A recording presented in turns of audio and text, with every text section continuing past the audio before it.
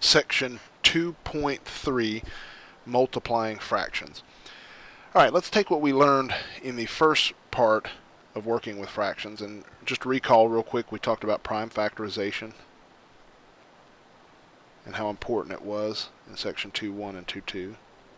So we're going to use prime factorization again, and you'll see how important it is. Let's look at, this is on page 103. Let's just get right into multiplying fractions. 6 over 25 times 10 over 21. Now I ask students in the past, say, how do you work this? And they say, oh, well, I try to see how many times some number goes into 6, and then 21, and then 10, and 25, and then I start scratching, and let's see, this is maybe 2 goes into there, and then, oh, 2 doesn't go into this one, I got to start over. Maybe 5 goes into this one 5 times, and then, now, when you get to this, if you've already done this, and we talked about this in the beginning sections, you've already wasted too much time. There is a more efficient way to do this, and that is prime factorization. So let's look at this and use our new prime factorization. First thing we do is when we multiply fractions, go ahead and make these a product on top and a product on bottom. So we have a product in the numerator and a product in the denominator. Now, the best way to do this, instead of multiplying this up and getting some huge number, because look, 6 times 10 is 60, fine, but 25 times 21, we don't know, it's huge. We don't do that, so I don't want you to build these up and then bring them back down, because you're going to have to reduce them anyway. So what I want you to do is prime factor. So go ahead and prime factor 6, 10, 25, and 21. All right, just from the last section, we start with 2. 2 goes into 6 3 times. We've reached a prime number, we can stop.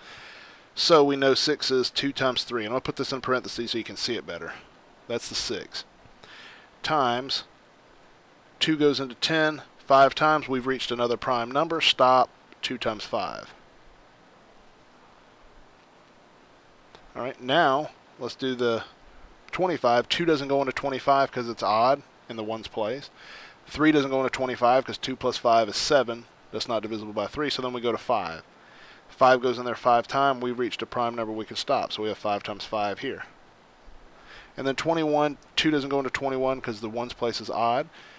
3 does go into 21 because 2 plus 1 is 3, so 3 goes in here 7 times. We've reached a prime number, 3 times 7. We've prime factored all 4 of our numbers, and we put them back into the multiplication of the fractions. Now, just like we did before, anything on top will cancel anything on bottom, so looks like we have a 3 that'll cancel here. No 2's will cancel. Looks like we have a 5 that'll cancel here. And looks like that's it. So let's circle. I got a 2 and a 2 left on top, which is 4. And then on bottom, I've got a 5 and a 7, which is 35. So when you multiply 6 25ths times 10 21sts, if you were to multiply those and then reduce, you would get 4 35ths. This is how I want you to start multiplying fractions.